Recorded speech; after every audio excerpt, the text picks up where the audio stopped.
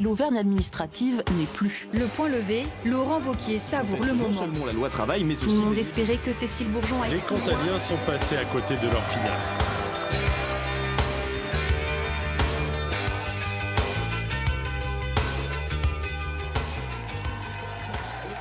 Il est sans conteste le sportif auvergnat de l'année. Romain Bardet sur la deuxième marche du podium du Tour 2016. Le rêve devient réalité pour l'enfant de Brioude. Là, je saisis tous ces moments de communion avec le public, c'est vraiment fort et j'ai du mal à réaliser, j'aimerais arrêter le temps. La différence, Bardet l'aura faite lors de la 19e étape, 2 jours avant l'arrivée sur les champs. À 3 km de l'arrivée à Saint-Gervais-Mont-Blanc, le coureur de la G2R lâche Rui Costa et s'en va chercher la première victoire tricolore de cette 103e boucle.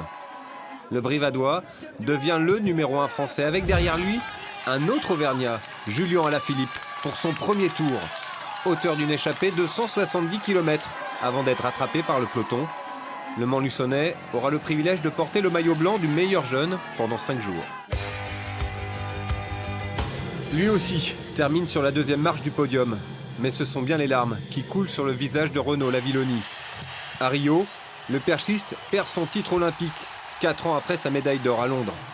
Lavilloni, battu par un jeune Brésilien, Thiago da Silva, qui sort le concours de sa vie, et sifflé par un public chauvin, pas vraiment dans l'esprit des JO. Malheureusement, on voit un peu trop souvent ça au foot. On était un petit peu à l'abri en athlée. Et voilà, donc j'espère juste qu'en 2024, on aura les Jeux à Paris et je lui rendrai la monnaie de sa pièce, quoi. Rien à voir avec l'ambiance de la Maison des Sports quelques mois plus tôt. Lavilloni y organise son premier All-Star Perche avec un invité de marque, Sergueï Boubka, détenteur du record de la salle. Lavilloni y refait le coup du record du monde à Donetsk, sous les yeux du Tsar. Un saut à 6,02 m, sa meilleure performance mondiale de l'année.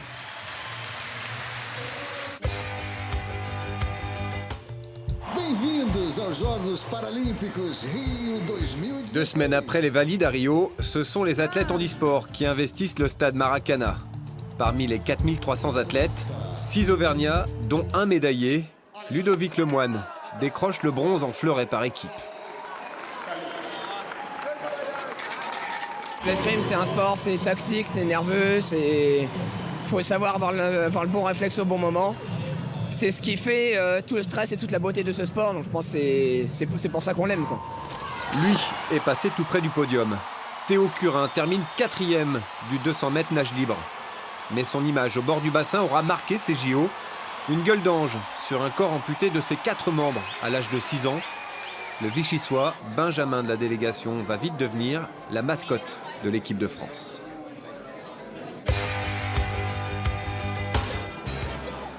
Barcelone était si proche après ce drop de Brock James. Les portes de la finale du top 14 au Camp Nou s'ouvraient à l'ASM, mais se refermaient aussitôt avec cette passe malheureuse de Rado. Juanimov n'en demandait pas tant. Une dernière course de l'Argentin qui ramène le Racing à 2 points. Et Dan Carter n'a plus qu'à composter le billet pour la Catalogne. Une victoire étriquée, contestée par des Montferrandais, suite à cette histoire d'en avant qui tourne à la faveur des Franciliens. Le dernier essai, on ne demande pas s'il y a un avant de passe sur la dernière passe. On ne demande pas si Strettel il est retenu par le maillot. Notre essai, il est refusé. Donc, quand je vois toutes ces petites fautes et quand on voit qu'un match comme ça se joue à rien, c'est énormément de détails investis tout au long de la saison. Quand je vois que c'est aléatoire comme ça, c'est la roulette, je suis déçu, mais je suis surtout en colère, forcément. 3 mois plus tard, les Clermontois tiennent leur revanche.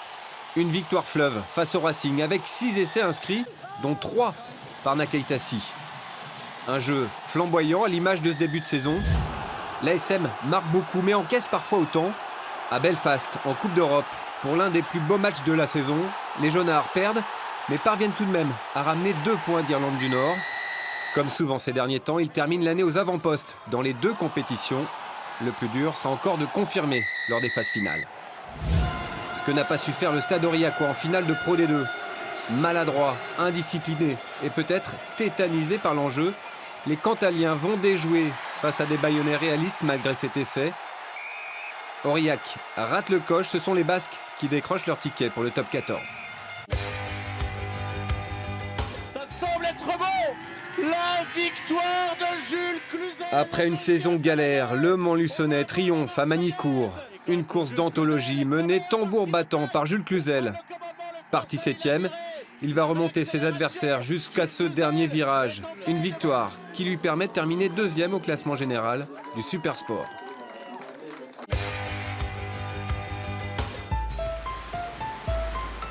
Elle avait choisi l'exil pour préparer son combat de l'année. Myriam Delal, loin de l'Auvergne, a posé son sac à Marseille aux côtés de l'entraîneur emblématique, Louis Lavallie. Un pari gagnant, le 15 octobre à Issy-les-Moulineaux, la Clermontoise tient sa revanche face à la Belge Elfie Phillips.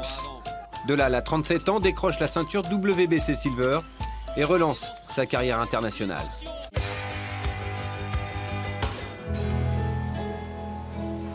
Ce sont les nouvelles stars de la danse sur glace. Gabriela Papadakis et Guillaume Cizeron ont tout raflé cette année.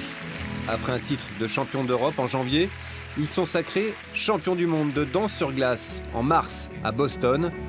2017 sera l'année de la confirmation. Les Clermontois défendront ces 2 titres majeurs l'année prochaine.